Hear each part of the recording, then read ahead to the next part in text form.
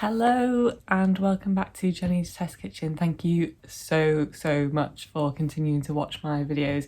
It really does mean such a massive amount to me.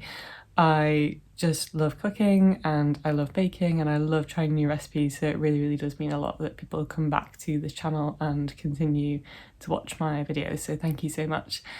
I wanted to try something more familiar this time.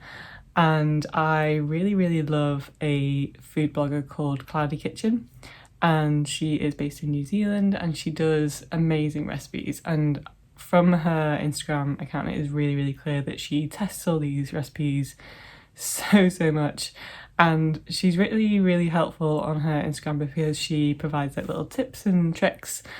I've made a few of her recipes. She mainly focuses on baking. I've made a few of her recipes and I wanted to try something that I actually have done before because I was just feeling like I wanted something very specific. And she has a fantastic recipe called brownie cookies, which are supposed to be lovely and fudgy like a brownie, but still have that very snackable and grabbable quality of a cookie. The last time I made this, I'll be honest, I took a few shortcuts and it didn't entirely go to plan. So in the true testing fashion of Jenny's Test Kitchen, I want to try it again, do it strictly according to the recipe and see how we get on. I really love the idea of this recipe. I love the idea of a brownie within a cookie. So I really hope this works. I have also taken a little bit of advice from some tips on her Instagram, so I'll point that out as we go along. But let's see how we do, and hopefully we'll have a lovely brownie cookie at the end of this.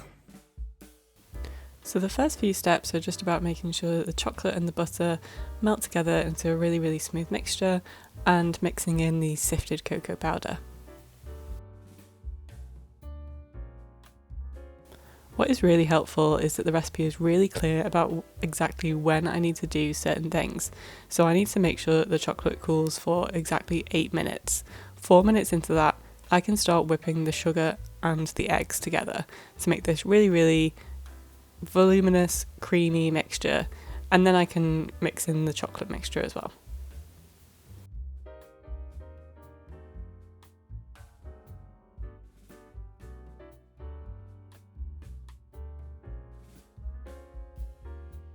Once we've done that, it's just a case of adding the flour and making sure that we've got a really smooth consistency so that it's smooth enough to add to a piping bag.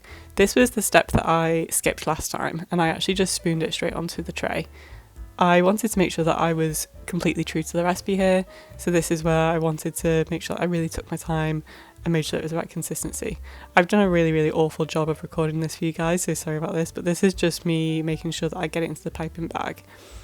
I've already drawn out some circles, so you can see on the top tray, you can kind of see the circles drawn out in pencil underneath the baking parchment there, and I'm just making sure that each of the cookies are exactly the same size. Something that was a little bit confusing was that the recipe outlined that I would get 8 cookies out of this recipe. I actually got 16, which is never a bad thing in my book. More cookies the better, but I'm a little bit unsure about where I went wrong, whether it was my piping or the size. I'm not entirely sure because I did stick to the recipe absolutely correctly, so yeah, something obviously went a little bit wrong there, but the cookies were great. This is also something that I picked up on Cloudy Kitchen's Instagram, where you can make your cookies a perfect circle shape. I actually went a little bit too hard on that first one and obviously broke it. Oh, what a shame. I ended up with a chef's treat and could nibble that straight away. I also think I probably didn't get the temperature quite right and probably went in there too soon, but this is just my second attempt and this was a lot better, and I did end up with perfectly circular cookies, so I really like this tip.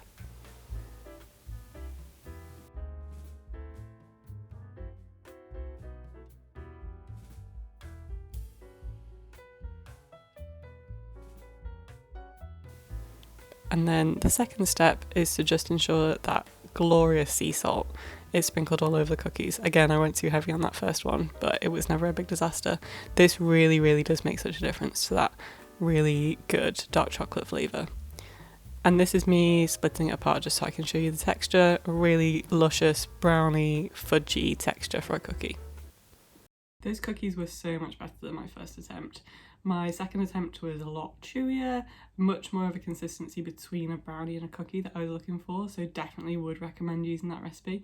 It is a little bit fiddly with the piping bag, but I think probably worth it.